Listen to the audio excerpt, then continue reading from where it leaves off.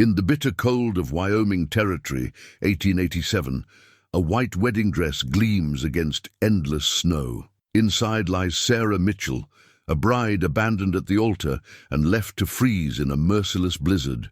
Her legs, claimed by frostbite, tell a story of unthinkable betrayal. But fate has other plans. Through the howling storm rides Thomas Cooper, a down-on-his-luck cowboy, with nothing but his horse and the clothes on his back. When he spots that flash of white against the drifts, he doesn't hesitate. Despite his own desperate circumstances, he carries her to his humble cabin, where the warmth of human kindness begins to thaw more than just frozen limbs. As Sarah fights for survival and Thomas tends her wounds with gentle determination, a connection deeper than words takes root in the silence of their shared solitude. What will a penniless cowboy do with a legless bride who has nowhere else to go? Before we jump back in, tell us where you're tuning in from. And if this story touches you, make sure you're subscribed, because tomorrow I've saved something extra special for you. The wind howled through the Wyoming wilderness like a wounded beast, driving sheets of snow before it. Thomas Cooper hunched lower in his worn leather saddle, his threadbare coat offering little protection against the bitter February cold. His horse, Buck, pressed forward with dogged determination, both rider and mount knowing they needed shelter soon. 20 years of working cattle had taught Thomas to read the weather, and this storm was turning deadly. His planned journey to the next town would have to wait. He'd seen an abandoned chapel a mile back. It wasn't much, but it would have to do. That's when he saw it, a flash of white against white, somehow different from the surrounding snow. Thomas pulled Buck to a halt, squinting through the swirling flakes. There, half buried in a drift, lay something that didn't belong in this desolate landscape. A wedding dress. His numb fingers fumbled with Buck's reins as he dismounted. The snow had drifted nearly waist-deep around the chapel's weathered walls. Thomas waded through it, his heart pounding harder with each step. As he drew closer, he saw that the dress wasn't empty. A woman lay there, her skin nearly as white as her gown. Dark hair spilled across the snow, and her lips had taken on a bluish tinge that made his blood run cold. He dropped to his knees, beside her, pressing trembling fingers against her neck, praying for a pulse. There, faint but steady. "Ma'am?" His voice was hoarse from the cold. "Can you hear me?" No response. He brushed snow from her face, noting her delicate features and youth. She couldn't be more than 25. What in God's name was she doing? Out here, dressed like a bride in the middle of a blizzard? Thomas didn't waste time pondering. She'd freeze to death if he didn't act fast. He slipped his arms beneath her, and as he lifted, he noticed something that made his stomach lurch. Below her knees, her legs were solid, frozen through. Frostbite. Bad. Cursing under his breath, he cradled her against his chest and struggled. Back to Buck. The horse stood patient and steady as Thomas managed to mount while holding the unconscious woman. He arranged her across his lap as best he could, wrapping his coat around them both. "Home, Buck," he urged, turning the horse into the wind. "Fast as you can, boy." The next half hour was a brutal test of endurance. Thomas could barely feel his hands on the reins, but he kept them steady through sheer force of will. The woman remained limp in his arms, her breathing shallow but present. He found himself talking to her, though she couldn't hear. "Stay with me, ma'am. Just a little further. Got a cabin up ahead. It ain't much, but it's warm and dry. You just hold on." His own modest homestead had never looked so welcoming as when it finally emerged from the swirling white. Thomas had built it himself 5 years ago, a simple one-room cabin with a lean-to for Buck. Not much to look at, but right now it meant the difference between life and death. He managed to dismount without dropping his precious burden, though. His frozen legs nearly buckled. Buck would have to wait in the lean-to. The woman needed attention first. Thomas shouldered open the cabin door, ducking inside with her. The embers in his fireplace still glowed faintly from that morning. Laying her gently on his narrow bed, Thomas moved with the urgency of a man who understood time was running out. He stoked the fire, added wood, and grabbed every blanket he owned. Only then did he turn his full attention to the woman's condition. Her wedding dress was soaked through, and her skin felt like ice. The frostbite on her legs was worse than he'd first thought. Thomas had seen it before in his years out here, knew what it meant. If she survived, she'd lose both legs below a knee. "I'm sorry, ma'am," he whispered, though she couldn't hear him. "This ain't gonna be easy, but I'll do what I can." The single oil lantern cast long shadows across the cabin's rough-hewn walls as Thomas worked. He'd seen enough winters in Wyoming to know what needed doing, even if every step felt like driving nails through his heart. First, he had to get her out of those wet clothes. He kept his eyes averted as much as possible as he cut away the elaborate wedding dress with his sharpest knife, covering her immediately with warm blankets. The dress itself was a fine thing, or had been before the snow. Delicate lace and tiny pearl buttons, the kind of dress a woman dreams about.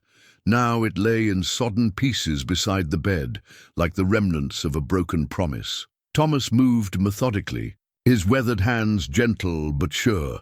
He heated water from the snow outside, using it to slowly warm her core temperature.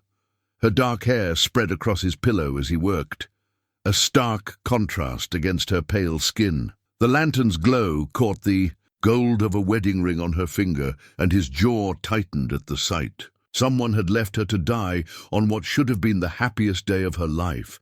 As he worked to save her, the storm raged outside, rattling the cabin's windows with its fury. Thomas tended to Buck briefly, bringing in his saddlebags and making sure the horse was comfortable in the lean-to.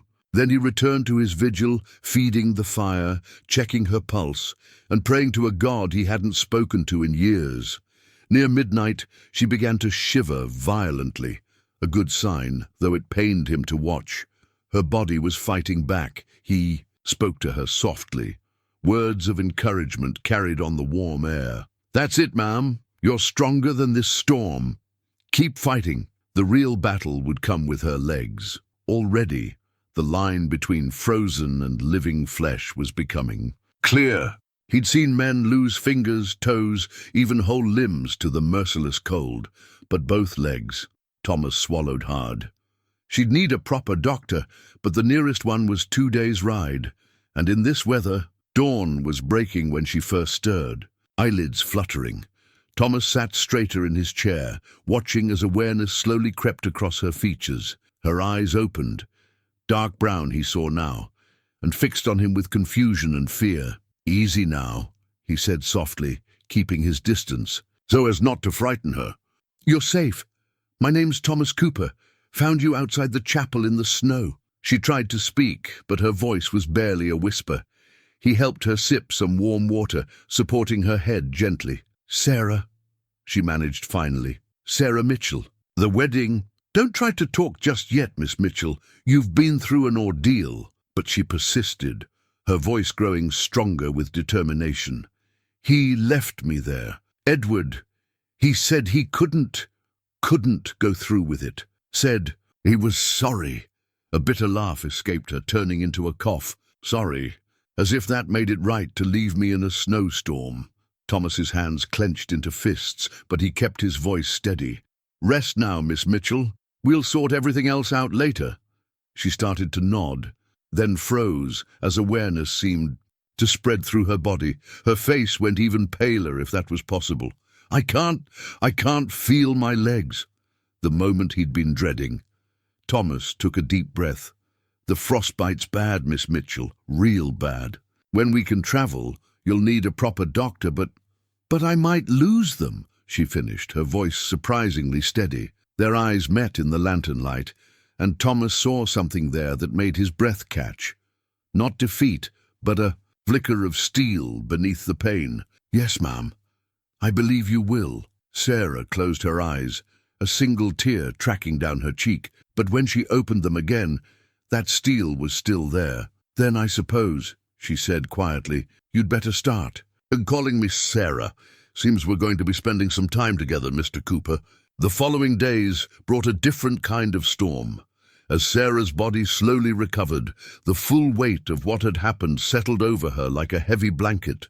Thomas watched her struggle with it, feeling helpless in the face of her pain. She'd stare at her wedding ring for hours, turning it around and around on her finger, lost in thoughts he couldn't share. One evening, as the fire crackled and wind rattled the cabin's windows, she finally spoke of it. "We were childhood sweethearts," she said, her voice distant. "Edward and I. Everyone said we were perfect together. His family owned the largest ranch in the territory. Mine had the reputation and connections. A match made in heaven." Thomas sat quietly in his chair, whittling a piece of wood. He'd learned that sometimes silence was the best encouragement. The wedding was supposed to be small, just family and close friends. The weather was turning, but Edward insisted we couldn't postpone. Everything had been arranged. She laughed. A hollow sound. I should have known then. He'd been acting strange for weeks, but I told myself it was just nerves. Her fingers found the ring again, twisting it. We were at the altar. The priest had barely begun when Edward turned to me. He was white as a sheet. Said he couldn't do. It said he'd made a terrible mistake. Her voice cracked. Then he told me about Mary. Thomas's knife paused mid-stroke. Mary? His ranch hand's daughter. They'd been together for months. She was with child, his child. Sarah's face contorted with a pain that had nothing to do with her legs. He couldn't marry me because he'd already ruined another woman's life, so he ruined mine instead. She pulled the ring off with sudden violence, flinging it across the cabin. It hit the wall with a tiny ping and fell somewhere in the shadows. I ran. Stupid, really. Ran out into the storm in my wedding dress like some tragic heroine from a penny novel. I barely remember. Falling, the cold, it was almost peaceful at the end. Thomas set aside his whittling and leaned forward. Sarah, don't. She held up a hand. Don't tell me it will be all right. Nothing about this is all right. I've lost my legs, my future, my place in society. Who will want me now? What will I do? Where will I go? The questions hung in the air between them, heavy as storm clouds. Thomas stood slowly, crossed to where the ring had fallen, and picked it up. He studied it in the firelight, a gaudy thing, he thought, with too many stones. First, he said carefully, you'll heal. Then you'll learn to live again, different but not less. As for who will want you, he met her eyes steadily. Any man worth his salt would be proud to stand beside a woman with your courage. Color rose in Sarah's cheeks and she looked away. You're kind, Mr. Cooper. Thomas, he corrected gently. And it's not kindness, just truth. He held out the ring. What do you want done with this? She stared at it for a long moment, then squared her shoulders. Sell it. When we reach town, sell it. I'll need money for whatever comes next. He nodded, pocketing the ring. They both knew it was a practical decision, but Thomas sensed it was more than that. A first step toward whatever new life waited on the other side of this tragedy. Rest now, he said softly. Tomorrow we'll start working on getting you strong again. The next morning, Thomas rose before dawn and set to work in the lean-to. The sound of his sawing and carving drifted into the cabin where Sarah dozed fitfully. By midday, he had fashioned a pair of crude crutches from sturdy pine branches, wrapped, with strips of leather from an old saddle for padding. They ain't pretty, he apologized, bringing them inside, but they'll help you move around. Sarah sat up straighter in bed, her eyes fixed on the crutches. She'd been propped up with pillows, some color finally returning to her cheeks. The doctor still couldn't reach them. The snow was too deep. But they both knew her legs were beyond, saving now. The frostbite had done its cruel work. You made these. For me? Her voice wavered slightly. Thomas shrugged, suddenly self-conscious. Figured you might be tired of that bed. Want to try them? The determination that crossed her face reminded him of a young horse he'd once trained. Eager but nervous, ready to try but afraid to fail. He helped her sit on the edge of the bed, supporting her as she found her balance. I've got you, he murmured. Just lean on me. Sarah gripped the crutches, her knuckles white with effort. The first attempt ended quickly, with her falling back onto the bed, frustrated tears in her eyes. But Thomas had seen that same determination before, Without a word, he helped her up again. On the fourth try, she managed to stand, swaying slightly. "I feel like a child learning to walk," she said through gritted teeth. "You're doing fine. Better than fine." Thomas kept one hand hovering near her elbow. "Want to try a step?" She nodded, face set with concentration. The first step was awkward, the second a little smoother. By the time she reached the cabin's small table, she was trembling with exhaustion but smiling. "I did it," she whispered, as if afraid speaking too loudly might break the spell. Thomas pulled out a chair for her, helping her sit. "You did, and tomorrow you'll do more." Over the next few days, they fell into a routine. Mornings were for exercises, Thomas helping Sarah strengthen her arms and core, teaching her how to move with the crutches. Afternoons, when she rested, he would tell her stories of his life on the range, of cattle drives and wild horses, of stars so bright they seemed close enough to touch. "Were you ever married?" she asked one evening, as they shared a simple supper of beans and cornbread. Thomas stared into his cup for a long moment. "Once. Long time ago. Her name was Rebecca." Something in his voice made Sarah reach across the table, touching his hand gently. "What happened?" "Childbirth. Lost them both, Rebecca and the baby." He turned his hand over, squeezing her fingers briefly before letting go. "That's when I came out here, couldn't stand the sympathy in people's eyes anymore." "I'm sorry," she said softly. "I shouldn't have asked." "No, it's all right. Been a long time now." He managed a small smile. "Besides, some things need to be spoken now and then. Keeps them from growing too heavy." Sarah nodded, understanding in her eyes.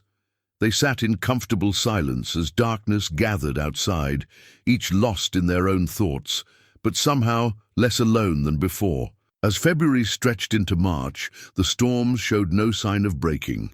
Thomas stood at his cabin door each morning, studying the heavy sky with growing concern. Their supplies, meant for one person through winter, were dwindling faster than he'd like. The flour barrel was half empty, the salt pork nearly gone. Even the coffee, his one luxury, had been carefully rationed to near nothing. Sarah noticed, of course. She'd grown more observant during her convalescence, learning to read the subtle signs of worry in Thomas's face. One morning, as he scraped the bottom of the flour barrel to make biscuits, she spoke up from her place by the fire. "I'm eating too much of your food." "Nonsense," he replied, not looking up. "Got plenty." "Thomas," her voice was firm, "don't lie to me, not you." He straightened, then meeting her eyes. "What would you have me do, put you out in the snow?" "Of course not. But I need to help somehow. I'm not completely helpless anymore." She demonstrated by pushing herself up with her crutches, moving to the table with growing confidence. "Teach me to cook, at least. You're terrible at biscuits." A smile tugged at his mouth despite his worries. She wasn't wrong. His biscuits could double as ammunition in a pinch. "All right. Show me how it's done, then." They worked together in the small space, her hands guiding his through the proper way to mix and knead the dough. The biscuits that emerged from the Dutch oven were golden and light, a far cry from his usual offerings. "See," she said, breaking. One open. Steam rose with a fresh, warm smell.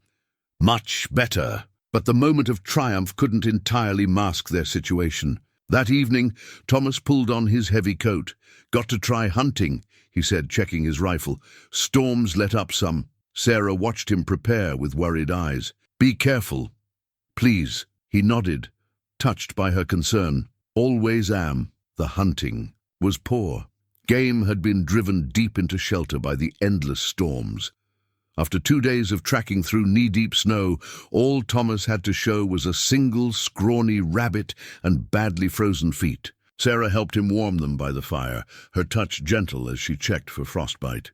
"You're lucky," she said softly. "No permanent damage, unlike some of us." "Sarah, it was a joke, Thomas. Or trying to be." She sat back, frustrated. "I hate this. Hate being a burden. Hate that you're risking yourself because of me." He caught her hand as she turned away. "Look at me." When she did, his eyes were intense. You're not a burden. You're the reason I had warm biscuits waiting when I came in from hunting.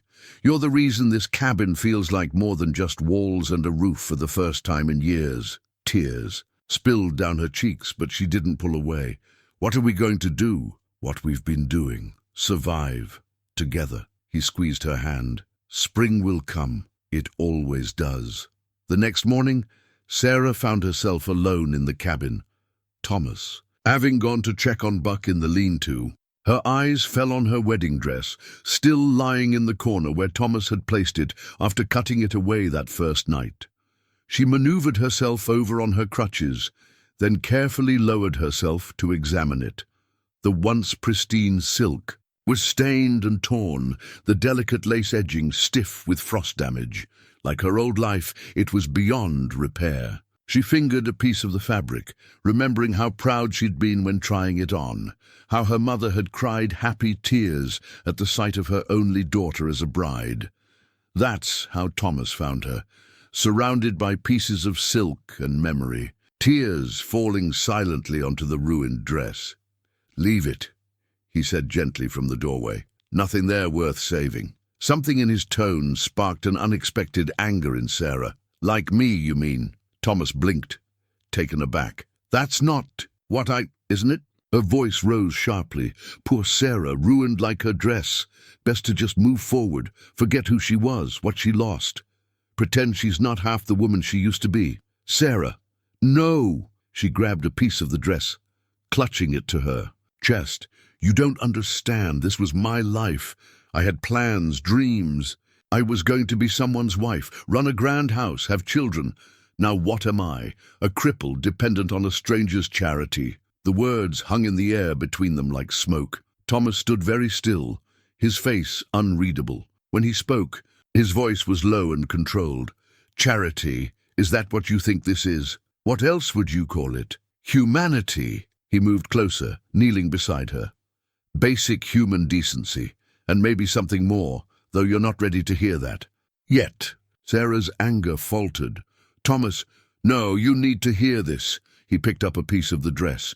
"You're right, I don't understand everything you've lost, but I understand loss, and I understand that this," he gestured at the dress, "isn't you. It's just fabric.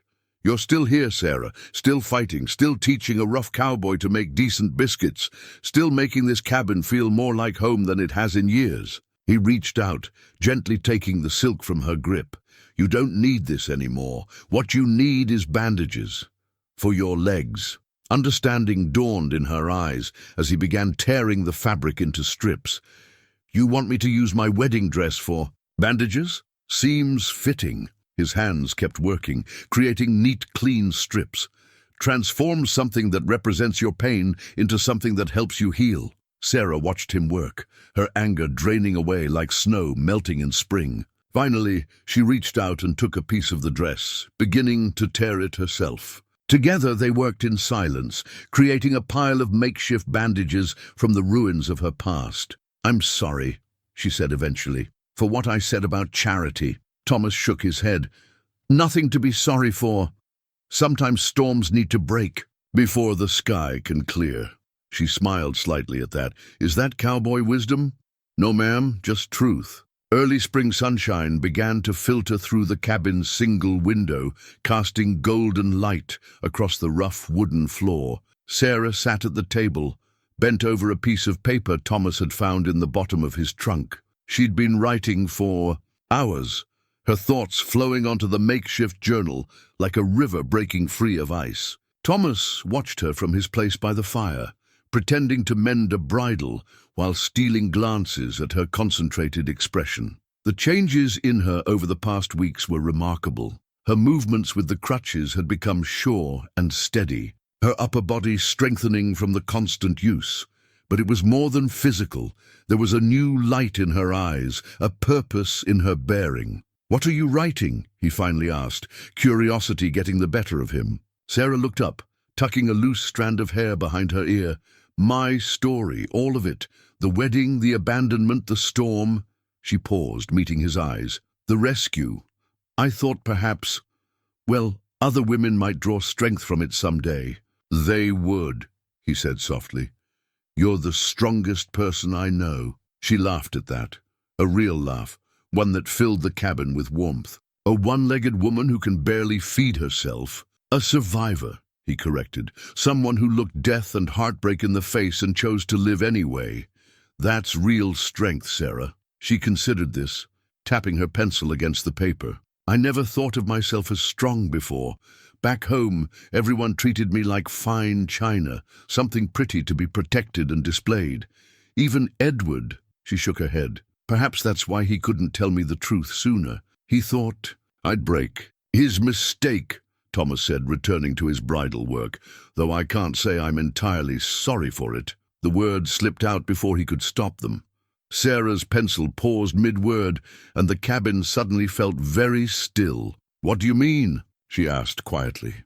Thomas kept his eyes on the leather in his hands, his weathered fingers working the stubborn straps. "Just that, if he hadn't been a coward, if he'd married you like he should have, you wouldn't be here, and this cabin would still be just a place to sleep between cattle drives." The pencil made a soft sound as Sarah set it down. "Thomas, look at me." He did, finding her eyes warm with understanding. "I've been thinking," she said carefully, "about what happens when the snow melts, about where I'll go." "You don't have to. Please let me finish." She took a deep breath. "I could go home to my parents. They'd take me in, of course, protect me again like their fine china. Or," Thomas's hands stilled on the bridle, or I could stay, help you turn this cabin into more than a place to sleep, if you'd want that." The bridle slipped from his fingers, falling forgotten to the floor. For a long moment neither of them spoke, the only sound the crackling of the fire and their own heartbeats. "Sarah," he said finally, his voice rough with emotion, "nothing would make me happier, but you should know, I ain't got much. This cabin, some cattle, Buck out there in the lean-to. I can't give you the kind of life you're used to." She smiled then, bright as the spring sunshine. "I'm not used to this life either, but I think maybe it's the life I was meant to find." A week later, Thomas returned from checking, his cattle with something clutched in his hand. He found Sarah outside the cabin, practicing with her crutches in the patches of ground where snow had melted. She'd grown confident enough to venture out on her own, though he still worried. "Found something you should see," he said, pulling a worn newspaper from his coat. It was several months old, but the headline caught Sarah's eye immediately. "Prominent rancher's son flees territory. Scandal rocks society circles." Sarah sank onto a rough-hewn bench Thomas had built near the door, her fingers trembling slightly. As she took the paper, the story laid bare all of Edward's sins, not just Mary and the baby, but years of gambling debts and mismanaged ranch funds. He'd fled east, leaving both women and a wake of financial ruin behind him. "My father's name is in here," she said quietly, scanning the article. "They interviewed him. He's offering a reward for information about my whereabouts." She looked up at Thomas. "They think I'm dead." Thomas leaned against the cabin wall, watching her carefully. "What do you want to do about it?" She studied the paper for a long moment. "Nothing, not yet." Her voice grew stronger. "Let them think I'm dead. The girl they knew, the one in silk dresses who never had an unpretty thought in her head. She did die in that storm. I'm someone else now, someone stronger." "Sarah," Thomas moved to sit beside her. "They're your family. They're grieving." "I know." She folded the paper carefully. "And someday I'll write to them, tell them I'm alive, that I'm—" She glanced at him, color rising in her cheeks. "That I'm happy, but not yet. I need more time to become who I'm meant to be." Thomas nodded, understanding in his eyes. They sat in comfortable silence, watching the sun paint the melting snow in shades of gold. Finally, Sarah spoke again. "Tell me about Rebecca," she said softly. "What was she like?" If the question surprised him, he didn't show it. "She was gentle, kind, loved poetry, used to read it to me in the evenings." A small smile touched his lips. "Nothing like you." "Oh?" Sarah raised an eyebrow. "She was like a quiet stream, You're more like a mountain spring, stronger, wilder." He met her eyes, both beautiful but in different ways. Do you still miss her?" "Every day," he answered honestly, "but not in the same way anymore. It's more like the memory of music, sweet but distant." His hand found hers on the bench between them. "The present has its own song." Sarah's fingers intertwined with his, warm, despite the cool evening air. "Thomas, what are we doing?" "Finding our way," he said simply, "one step at a time." His thumb traced gentle circles on her palm. No rushing, no promises we're not ready to keep, just being here, together. The world transformed with spring's arrival. Snow retreated into shadowy hollows, revealing tender green shoots beneath. Sarah watched the changes from her favorite spot on the bench, marking each new flower that dared to bloom in the warming earth. She'd started keeping track of them in her journal: tiny purple violets, bold yellow dandelions, delicate white snowdrops pushing through the last patches of winter. Thomas found her there one morning, carefully pressing a first spring flower between the pages of her journal. He paused to watch her, struck by how naturally she fit into the scene, her dark hair catching the sunlight, her movements sure and practiced, despite her disability. "We should plant a garden," she said without looking up, somehow knowing he was there. "Nothing fancy, just some vegetables, maybe a few flowers. The soil looks good here." "Never had much luck with growing things," he admitted, settling beside her.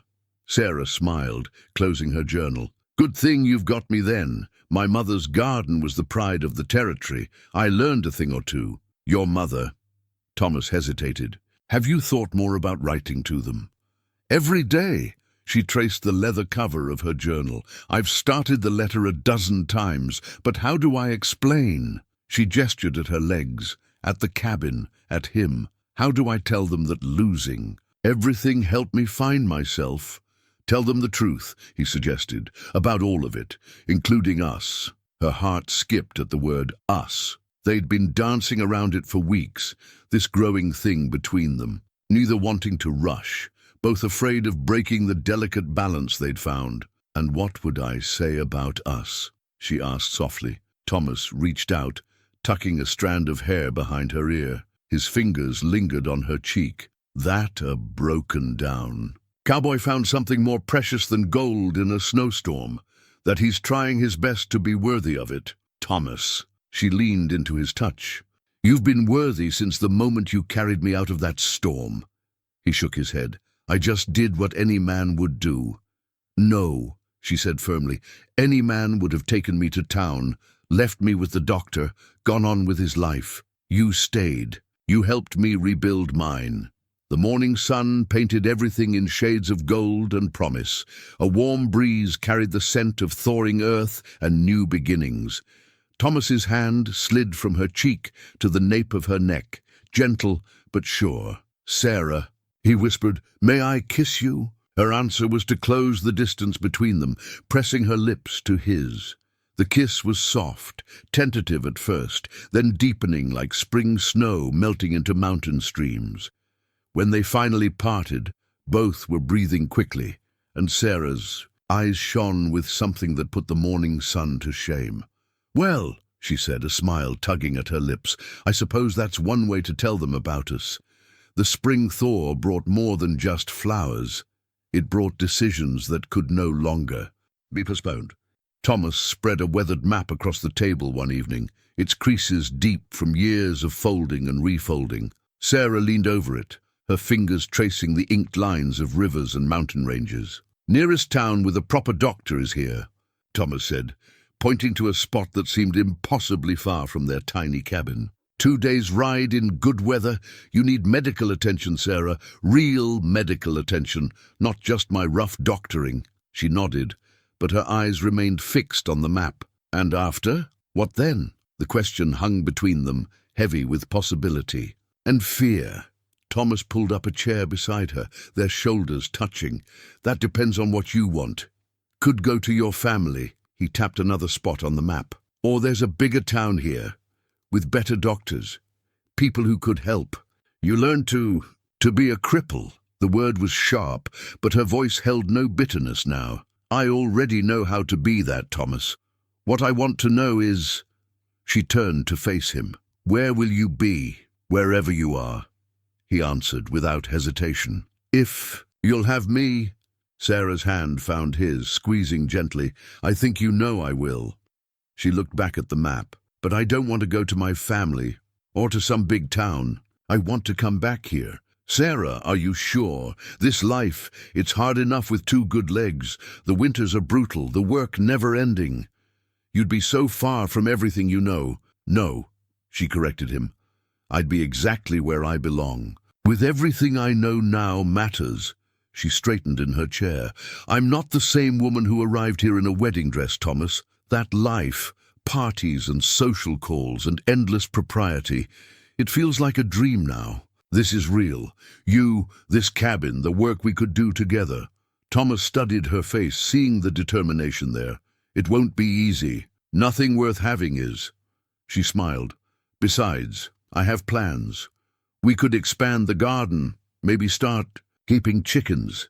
With the money from selling my ring, we could fix up the cabin, add a proper porch, make it a real home.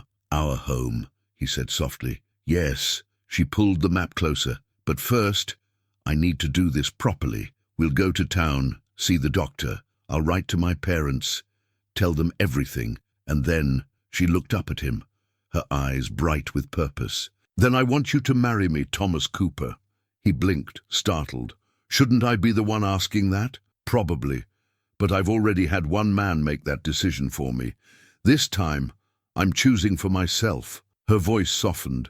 Unless you'd... Rather not, Thomas answered by pulling her into his arms, map crackling forgotten beneath her chair. Sarah Mitchell, he murmured against her hair. I've been yours since I found you in that storm. Marrying you would make me the happiest man in the territory. Good, she whispered, because I have no intention of ever letting you go. Dawn broke clear and cold the next morning, as Thomas worked in the lean-to, crafting something he'd been planning for days. The sound of his saw and hammer drifted into the cabin, where Sarah packed what few belongings they'd need for the journey. She smiled at the familiar rhythm of his work, remembering those first crude crutches he'd made her. Whatever he was building now, she knew it would be made with the same care. When he finally called her outside, she found him standing proudly, beside what looked like a small, sturdy sled mounted on wheels, a peculiar hybrid of winter and summer transport. It's not pretty, he apologized, running a hand over the rough wood, but it'll make the journey easier. You can ride here, he patted the padded seat, and we can strap our supplies beneath. Buck's strong enough to pull it alongside him. Sarah maneuvered closer on her crutches, touched by the thought and work he'd put into it. The seat was positioned so she could hold onto a railing for stability, and he'd even added a small canopy to shield her from the sun. You made this for me? For us, he corrected, helping her test the seat. Can't have my future wife getting too tired before we reach town. The word wife sent a warm flutter through her chest. It felt different than it had before, with Edward. Then it had been about fulfilling expectations, playing a role. With Thomas, it was about building something together, each bringing their own strength to the partnership. They set out as the sun cleared the mountains, Buck pulling the wheeled sled as smoothly as Thomas had hoped. Sarah sat tall in her seat, her hair braided back for travel, her mother's locket around her neck. Thomas rode beside her, leading Buck with practiced ease. The transformation of the landscape amazed her. What had been a blank white wasteland during her ill-fated wedding day was now a tapestry of greens and browns, dotted with early wildflowers. Life returning after the long winter, just as it had in her. Tell me about the town, she said as they followed the narrow trail. What are the people like? Good folks, mostly, simple but honest. Thomas adjusted Buck's lead rope. Dr. Jensen's got a good reputation, trained back east somewhere. His wife runs the general store. And they won't? Sarah hesitated. They won't treat me like some sort of curiosity. Thomas's face hardened slightly. They'll treat you with respect, or they'll answer to me. She laughed at his protective tone. My gallant defender. But I can fight my own battles now, you know. I know. His expression softened. You're the strongest person I've ever known, Sarah Mitchell. These past months have proved that. They made good time through the morning, stopping at midday to rest buck and eat a simple lunch. Sarah insisted on spreading their blanket on the ground so she could sit beside Thomas properly, her crutches laid carefully aside. "What are you thinking?" he asked, noticing her thoughtful expression. "About how different this is from my last journey. Then, I was heading toward a life everyone else had planned for me. Now," she smiled, taking his hand, "now I'm choosing my own path, with a man who sees me for who I really am, not who he wishes I was." Thomas squeezed her fingers gently. "And who are you, Sarah Mitchell?" "A survivor," she said firmly. "A woman who lost her legs, but found her heart. Someone who's not afraid of hard work or harsh winters, as long as she has the right partner beside her." She leaned against his shoulder. "Someone who can't wait to become Sarah Cooper." Their first real test came on the second day of travel. The spring weather, unpredictable as a young colt, turned against them. Dark clouds rolled in from the mountains, bringing with them a cold rain that seemed determined to work its way into every fold of clothing, every crack in the sled's canopy. Sarah huddled beneath the blanket Thomas had insisted she take, watching him ride through the downpour without complaint. His coat, still threadbare from the winter, offered little protection, yet he kept Buck steady on the increasingly treacherous trail, stopping often to check the sled's wheels for mud. "We should stop," she called out finally, seeing him shiver. "Find shelter until this passes." Thomas shook his head, water dripping from his hat brim. "Next proper shelter's hours ahead. We push on. Thomas Cooper, you are not catching your death of cold on my account." Her tone brooked no argument. "There's a stand of pines ahead. We can wait it out there." He glanced at her, saw the determination in her face, and knew it was pointless to argue. The pines did offer some protection, their thick branches creating a relatively dry space beneath. Thomas helped Sarah from the sled, then worked quickly to create a makeshift camp. "Come here," she demanded once he'd finished, holding open the blanket. When he hesitated, she added, "Don't be stubborn. We need to share warmth." He settled beside her, and she wrapped the blanket around them both. His clothes were soaked through, but she pressed close anyway, sharing what heat she could. Gradually his shivering subsided. "You're getting better at that," he said softly. "At what?" "Taking care of me back." She rested her head on his shoulder. "Get used to it. Marriage is a partnership, or so I'm told." They sat in comfortable silence, listening to the rain drum against the pine needles above.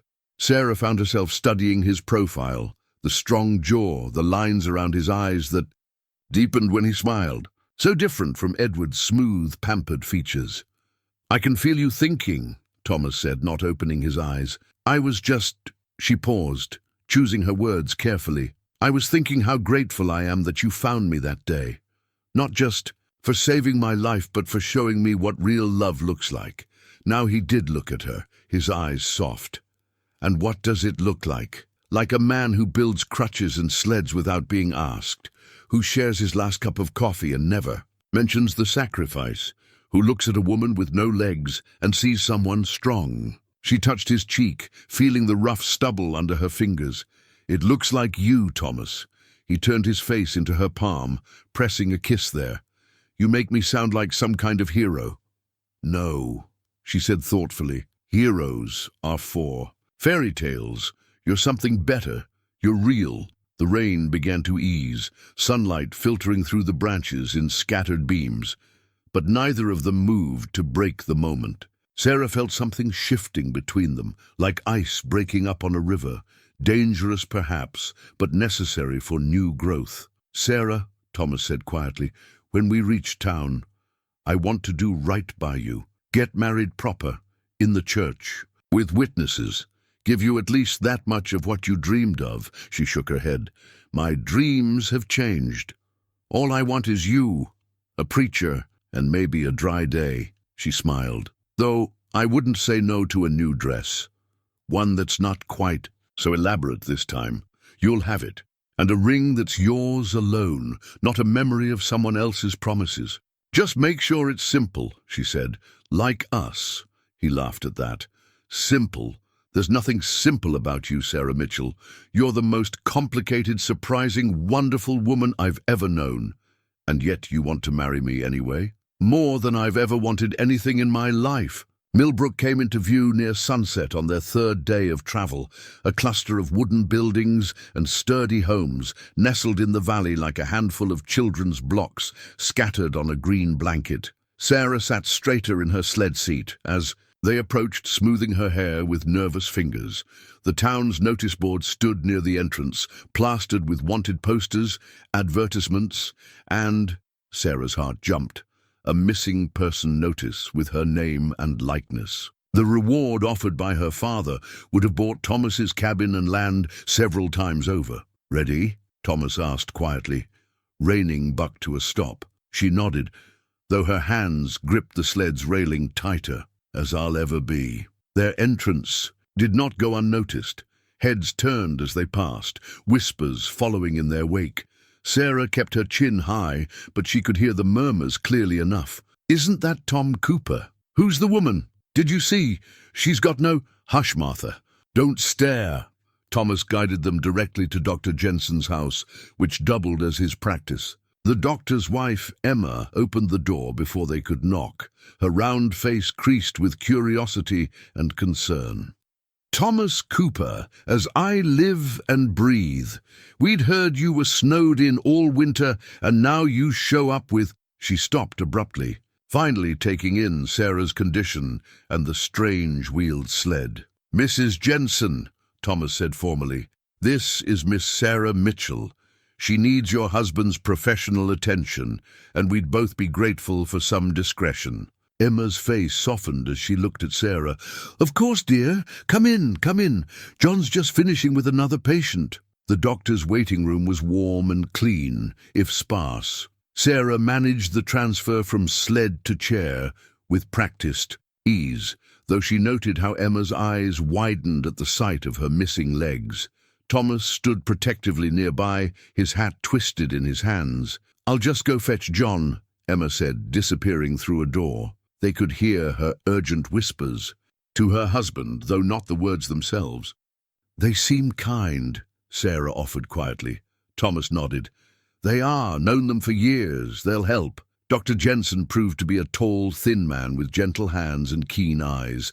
He listened without interruption as Sarah explained her circumstances, though she kept the details of her abandoned wedding vague and examined her legs with professional detachment. "The original injury has healed as well as could be expected, given the circumstances," he said finally. "Thomas's care probably saved your life, but you'll need proper prosthetics if you want more mobility. I can write to a specialist in Denver." "We'd be obliged," Thomas said. "How long would that take?" "A few weeks, most likely. You'll need to stay in town while we get the measurements right, and—" He was interrupted by a commotion outside. Emma's voice rose in protest, followed by heavy footsteps and the door bursting open. A well-dressed man stood there, his face flushed with either exertion or drink. "It is her," he declared to someone behind him. "It's Mitchell's daughter." Sarah felt Thomas tense beside her. She reached for his hand, gripping it tight. "This is a private medical consultation," Dr. Jensen said firmly, stepping between them and the intruder. "I must ask you to leave." "Leave? When there's $1,000 reward at stake? I think not." The man's eyes fixed on Sarah with naked greed. "Your father's been searching for you, miss. Everyone thought you were dead after that storm. Wait till they hear where you've been all this time, shacked up with—" He never finished the sentence. Thomas moved faster than Sarah had ever seen him, crossing the room in 2 strides. He didn't throw a punch, didn't need to, just took the man by his expensive coat and pushed him backward through the door. "The lady," he said in a voice that could have frozen summer water, "is under my protection. Spread whatever gossip you like, but if you ever speak to her disrespectfully again, you'll answer to me. Clear?" The man sputtered, straightened his coat, and fled. Thomas turned back to find Dr. Jensen looking thoughtful and Emma hiding a smile behind her hand. "Well," the doctor said mildly, "I suppose you'll be wanting Reverend Parker's services as well as mine." Sarah lifted her chin. "Yes, we will, if he's willing to marry a crippled woman and a poor cowboy." "My dear," Emma said warmly, "in all my years of watching John patch up this town's troubles, I've never seen two people more whole than you. News travels fast in small towns. By morning, half of Milbrook knew that Sarah Mitchell, the missing heiress, had been found, and that Thomas Cooper aimed to marry her. The other half knew the embellished version, complete with wild speculation about her missing legs and Thomas's role in the whole affair. Sarah and Thomas were taking breakfast in the hotel dining room when the door flew open, bringing with it a blast of morning air and a face from the past. Edward stood there, his fine clothes travel-stained, his normally smooth features haggard. Sarah's teacup clattered against its saucer. Thomas half rose from his chair, but she laid a restraining hand on his arm. "Hello, Edward," she said calmly, though her heart hammered against her ribs. "You're looking rather poorly for a man who inherited such a fine ranch." Edward flinched at her tone. "Sarah, they said you were here, but I couldn't believe." His eyes dropped to where her skirts lay flat below the knee, then quickly away. "Oh, what happened to you?" "What happened to me?" Sarah's laugh held no humor. "You left me at the altar in a snowstorm. What did you think would happen?" The dining room had gone silent, every eye fixed on their table. Edward shifted uncomfortably. Aware of their audience, perhaps we could speak privately. "No," Sarah said firmly. "I think here will do fine. You see, I've learned something about secrets, Edward. How they fester in the dark, how they eat away at truth until there's nothing left but lies and pain." She drew the newspaper clipping from her pocket, the one Thomas had found, and smoothed it on the table. "Tell me, did you think no one would discover the missing money? The forged contracts? Or was Mary just a convenient excuse to run before it all fell apart?" Color drained from Edward's face. "You don't understand." "I understand perfectly." Sarah's voice rang clear in the hushed room. "You didn't just betray me that day. You betrayed Mary, your family, everyone who trusted you. Then you ran, leaving us all to clean up your mess." "I came back," he protested weakly. "When I heard you were alive, I came back to make things right." "Make things right?" Now Thomas did stand, his quiet fury filling the room. "You want to make things right? Where were you when she was fighting for her life? When the frostbite took her legs? When she had to learn to walk again?" Edward took a step back from Thomas's anger, but Sarah wasn't finished. She pulled out a second paper, a legal document she'd obtained from the town clerk the previous day. "You'll sign this," she said, pushing it across the table. "It's a confession detailing your financial crimes. Sign it, and I'll make sure Mary and her child are provided for from what's left of your estate. And if I don't," Sarah smiled, and there was steel in it, "then I'll testify against you myself. Every detail, every fraud, every lie, your name, won't be worth dirt in any territory." Edward stared at her, seeing for the first time not the pampered society girl he'd left behind, but the woman she'd become. Wordlessly, he took the pen she offered. As he scrawled his signature, Sarah felt Thomas's hand on her shoulder, warm and supportive. She covered it with her own, drawing strength from his presence. "You know," she said as Edward straightened, "I spent months wondering what I did wrong, why I wasn't enough, but sitting here now I realize something." She looked up at Thomas, love and certainty in her eyes. "You didn't break me that day, Edward. You set me free, free to find a man who sees my true worth, free to become someone stronger than I ever knew I could be." Edward looked between them, something like understanding finally crossing his face. "You really love him, this cowboy, more than I ever thought possible," Sarah said softly. "He taught me that real love isn't about status or expectations. It's about choosing each other every day through whatever storms come." Edward swallowed hard. "I truly am sorry, Sarah, for everything." She nodded, accepting his apology with quiet dignity. "Go make things right with Mary, Edward.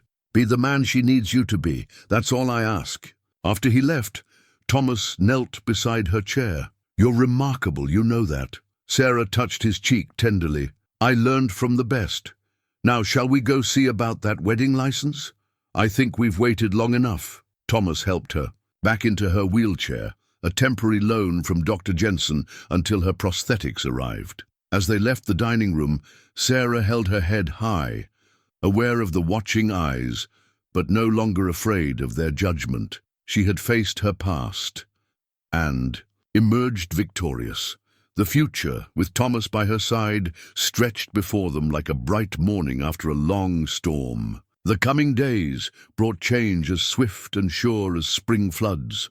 Word of Edward's confession spread through town, transforming whispers of scandal into murmurs of admiration for Sarah's strength. The house deed Thomas carried to Mr. Harrison's law office bore witness to their commitment. His entire savings, along with the money from Sarah's ring, put toward expanding their small homestead. "You're sure about this?" Sarah asked as Thomas signed the papers. "We could buy a place in town. It would be easier with my condition." Thomas paused, quill hovering over the document. "Do you want that?" She thought of their cabin, of mornings, watching wildlife from the front bench, of the garden she'd planned in her mind. "No, I want our home. I just don't want to make things harder for you." "Sarah Mitchell," he said, his voice warm with affection, "nothing about loving you has ever been hard." Mr. Harrison, who'd been pretending not to listen, cleared his throat. "If I might offer a suggestion." He pulled out a map of the territory. "Cooper's land sits here, but this adjacent parcel just came available. Good water rights, gentle slope. Combined with your existing acreage, it'd make a fine ranch." Thomas studied the map. "That's more than I can afford, even with—" "I can afford it," Sarah interrupted. At their surprised looks, she explained, "I sent a letter to my parents yesterday, telling them everything. Their reply came this morning." She pulled out an envelope. "They're giving me my inheritance early. All of it, Sarah." Thomas began, but she held up a hand. "Listen to me, Thomas Cooper. Everything I am today, my strength, my independence, my joy, I found with you in that cabin. But now it's my turn to help build our future." She took his hand. "Partners, remember? The deed they signed that day marked more than a land purchase. It was a declaration of their shared vision, their commitment to building something new together." The law office's window faced the town square, and Sarah watched people passing by as Harrison prepared the final papers. "Afternoon, Miss Mitchell," called Emma Jensen, walking past with a basket of fresh bread. "Oh, and I've finished those adjustments to your wedding dress. Simple and elegant, just as you wanted." Others waved too, the general store owner, the blacksmith, even the banker who'd been so skeptical of their plans at first. In just days, the town had shifted from viewing her as an object of gossip to accepting her as one of their own. That evening, Dr. Jensen fitted her first prosthetic leg.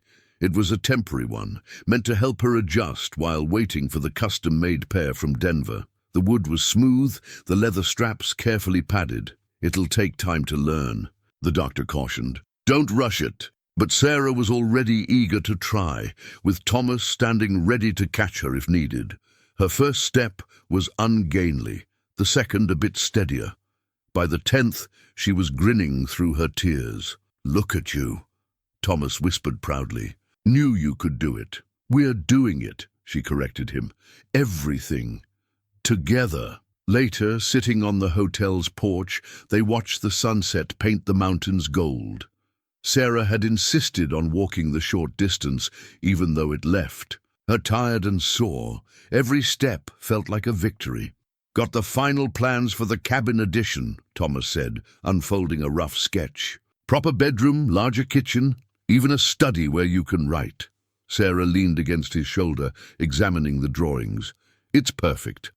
Though we should add a wide porch, for when we're old and want to watch the sunset. Already planning on growing old with me. Obviously." She smiled up at him. "I need someone to fetch my legs when I'm too creaky to reach them myself." His laughter joined hers, carrying across the evening air. From the street below, Reverend Parker passed by, tipping his hat. 2 days, he called up to them. Everything's ready for the ceremony. Thank you, Reverend, Sarah called back. Then, softer to Thomas, are you ready to marry a stubborn woman who's likely to drive you crazy with her independence? More than ready, he kissed her temple. Are you ready to marry a simple cowboy who'll never be able to give you the kind of life you grew up with? You've given me something better, she said firmly. You've given me a life that's truly mine. Ours. Their wedding day dawned clear and bright, as if the Wyoming sky itself had decided to celebrate. Inside Emma Jensen's guest room, Sarah sat before the mirror, running her fingers over the simple ring Thomas had chosen, a plain gold band that somehow meant more than all the diamonds Edward had given her.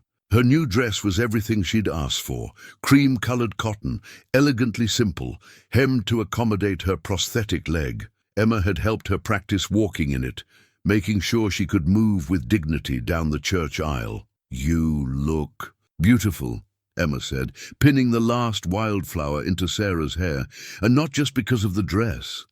Sarah smiled at her reflection. I feel beautiful, not despite what I've lost, but because of what I've found. A knock at the door revealed, Dr. Jensen, ready, my dear, everyone's assembled. He patted the pocket containing the letter from Sarah's parents, which he would read during the ceremony at her request. They couldn't attend. Her father's health wouldn't permit the journey, but their blessing had come with enough love to bridge the distance. The small church was filled with morning light and familiar faces. Thomas waited at the altar, wearing a new shirt and his freshly polished boots, looking more nervous than she'd ever seen him. But when their eyes met, his face transformed with a joy that made her heart skip. Sarah walked down the aisle slowly, steadily, each step a testament to how far she'd come. She carried a bouquet of the same wildflowers that had first bloomed outside their cabin. Thomas had ridden out at dawn to gather them. Reverend Parker's service was brief, tailored to their wishes. When he spoke of weathering life's storms, together, of finding strength in each other's weakness, Sarah felt Thomas's hand tighten around hers. The rings you exchanged today, the Reverend said, are circles without end, much like the love that brought you here. Not the fancy trappings of romance, but the deep current of devotion that carries us through both calm waters and rapids. Thomas's voice was rough with emotion as he spoke his vows. Sarah Mitchell, you came to me in a storm, and in saving you, I found my own salvation. I promise to be your shelter and your partner, to walk beside you through whatever weather life brings, as long as I draw breath. Tears spilled down Sarah's cheeks as she responded. Thomas Cooper, you saw me at my weakest and helped me find my strength. I promise to be your equal in all things, to face each dawn by your side, to make our love a light that guides us home as long as I draw breath. When the Reverend pronounced them husband and wife, their kiss tasted of joy and wildflowers and possibilities. The small congregation's applause filled the church with warmth and acceptance. The celebration moved to the town square, where tables groaned with potluck dishes, contributed by what seemed like every family in Milbrook. Sarah lost count of the hugs and handshakes, the welcomes to the community, the admiration for her prosthetic, now decorated with ribbons to match her dress.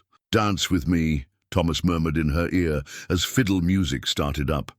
I don't know if I can, she admitted. Sure you can. Just hold on to me. And so they swayed together in the afternoon sun, not quite in time with the music, but perfect in their own way. Sarah rested her head on Thomas's chest, feeling his heart beat steady and true. Happy? He asked softly. More than I ever thought possible. She lifted her face to his. You know, most people would say this isn't the wedding I should have had. No fancy dress, no elaborate feast, no society guests. Do you miss any of that? Not one bit. This is real.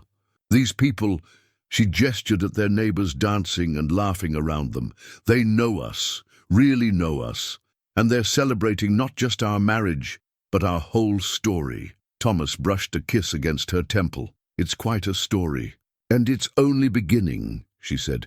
Just wait until you see what I have planned for that garden. His laughter rumbled through his chest. "There's my Sarah. Not even married an hour and already plotting to change my bachelor ways." "Our ways now, Mr. Cooper." "Our ways, Mrs. Cooper," he agreed, and kissed her again, there in the sunshine, with their whole future stretching before them like an open trail. A month after their wedding, Sarah and Thomas crested the final hill leading to their cabin. The spring had deepened into early summer, painting their valley in shades of emerald and gold. Sarah sat proudly astride her own horse, a gentle mare. Thomas had helped her learn to ride with her prosthetic legs and drew in a deep breath of mountain air. "Home," she said softly, the word carrying all the weight of their journey. The cabin had changed in their absence. The new addition Thomas had commissioned was nearly complete, its fresh-cut timber gleaming in the sun, a proper porch wrapped around the front with wide steps just as Sarah had wanted. But it was the garden that caught her eye, a patch of turned earth waiting for her plans, for the seeds they'd bought in town. "Shall we?" Thomas asked, extending his hand to help her dismount. Sarah shook her head, smiling. "I can manage." And she did, with the grace that comes from practice and determination. Her new legs, crafted by the specialist in Denver, fit perfectly.